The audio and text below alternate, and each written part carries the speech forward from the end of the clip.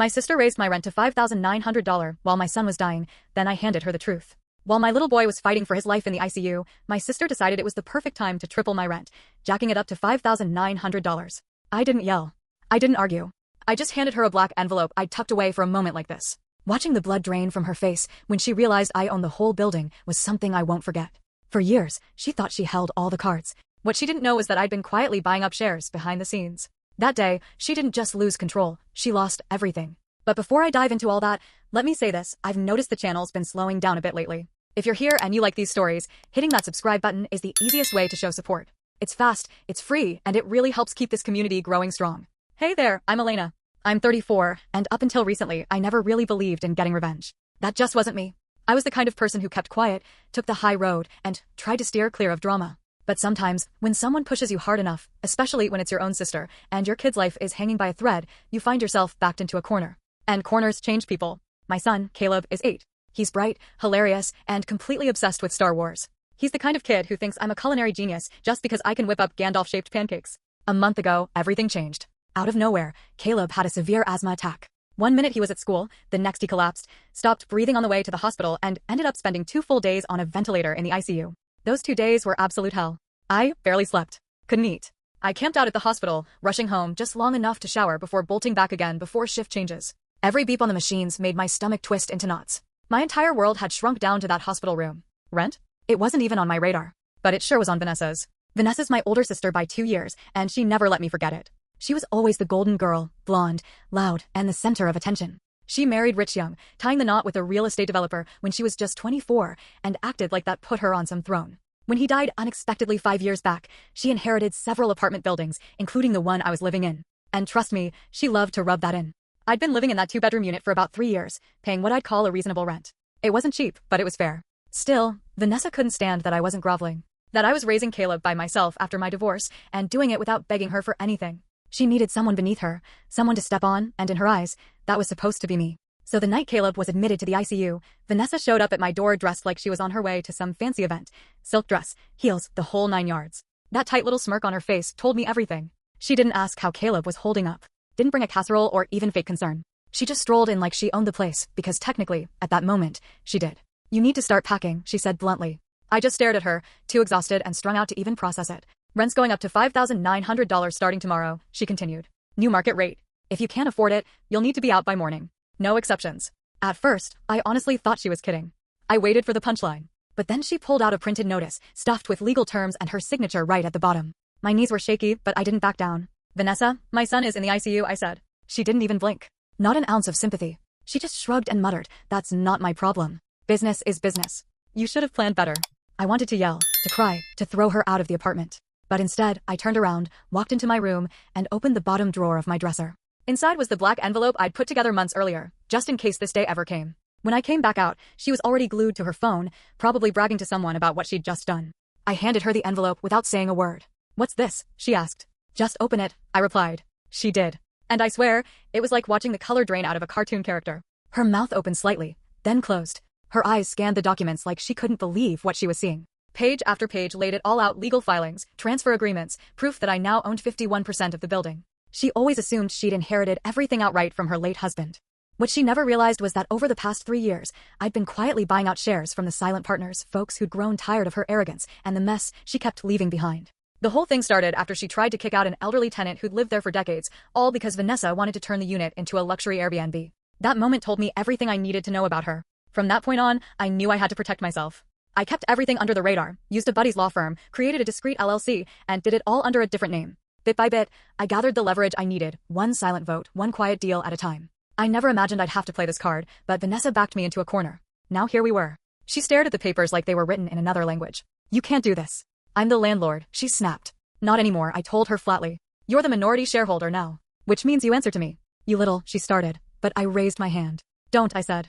I'm running on fumes. My son is lying in a hospital bed, and I don't have the energy for one more ounce of your drama. You came here to kick me while I was already down. But I'm done playing the quiet one. She stormed out of the apartment in a fury, nearly tripping over the doorframe on her way out. I locked the door behind her and sank to the floor, not crying, just breathing, really breathing for the first time in days.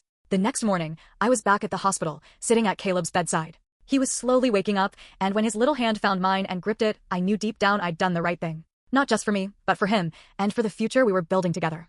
But Vanessa wasn't the type to lick her wounds in silence. And I underestimated just how far she'd go, or how deep her betrayal really ran. Because once I started digging into what she'd actually been doing with the building's finances, things took a darker turn fast. See, I never wanted to be a landlord. Owning that building was never about power or control. Honestly, I would have been happy just paying my rent and staying out of Vanessa's way. But after the stunt she pulled, I couldn't afford to stay in the dark. Something felt off. Deeply off. About a week after Caleb was discharged and life started creeping back towards something resembling normal, I got a call from the property management company. They'd been trying to reach Vanessa for weeks about overdue invoices and unpaid contractors, but she'd completely ghosted them. Now that I was the majority owner, they were coming to me. I spent that entire afternoon buried in records, stuff Vanessa had locked away in her private office downstairs. She probably never thought I'd have access, but I did. And what I found made my stomach churn. Tens of thousands of dollars were simply gone. Rent from tenants was marked as paid, but there was no trace of those payments in the building's books. Contractors she claimed to have paid hadn't seen a cent. Some of them had submitted emergency repair requests that were flat out ignored. Worst of all, I found out the building's insurance had lapsed 3 months ago. This wasn't just carelessness. It was theft.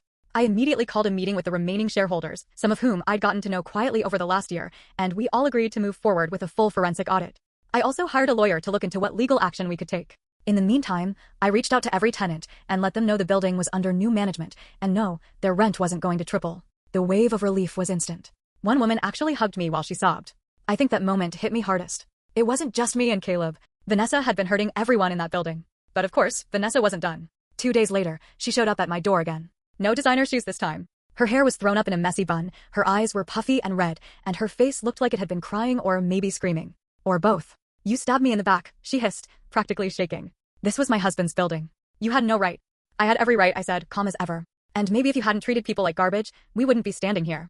That set her off. She started shouting about how I was always jealous, about how I never showed her any gratitude for her so-called generosity. She even had the nerve to act like she'd done me a favor by keeping my rent low all those years, like I was supposed to fall at her feet in gratitude. But then she made a misstep, one she couldn't take back. She looked me square in the eye and said, "You have no idea who you're messing with, Elena. You really think this is over? I'm taking you to court. I'll get everything you stole from me." I didn't even blink.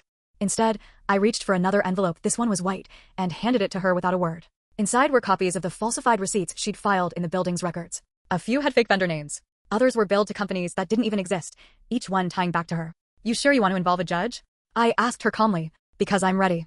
I've got no problem letting a courtroom see all of this." I paused, then added, "Oh, and just so you know, the audit will be done by Friday. You might want to find yourself a decent lawyer before then." She stared at me with the same ghost white face I'd seen the week before. But this time, it wasn't shock that washed over her, it was pure rage, tangled with fear. She didn't say another word, just turned and left. But I knew it wasn't over. Sure enough, a few weeks later, a notice landed in my mailbox. Vanessa was now under investigation for financial fraud. One of the contractors she'd stiffed had filed a formal complaint, and that was all it took to get the ball rolling. Turns out, I wasn't the only one keeping records. Vanessa had burned bridges with almost everyone she worked with. Vendors, tenants, even her own employees. And once word spread that I'd taken over, people started coming forward. Stories poured in about shady deals, missed payments, bullying tactics. A former bookkeeper even reached out and said she'd quit because she couldn't stomach Vanessa's behavior anymore. Vanessa did what she always did, she lied. She spun her version of things, claiming I had tricked people into selling their shares, that I forged documents, that I manipulated the entire situation to sabotage her. But paperwork doesn't lie, and neither do the people who had spent years being mistreated by her. Little by little, her social circle dried up.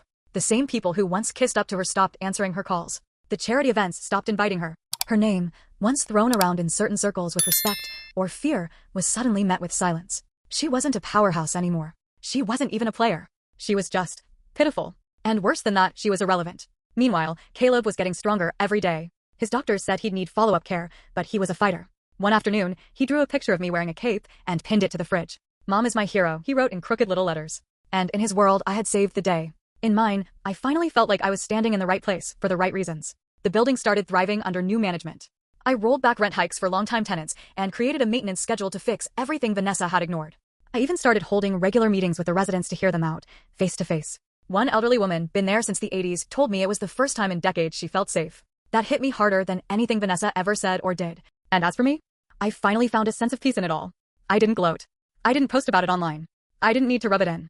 I just kept showing up, more grounded, more confident. Done hiding, done apologizing. And especially done shrinking myself to make space for people who only saw love as a weapon to control you. Vanessa hasn't said a word to me since the investigation kicked off. Far as I know, she sold that big, echoey mansion of hers and skipped town. Maybe she'll reinvent herself. Maybe she'll figure some things out.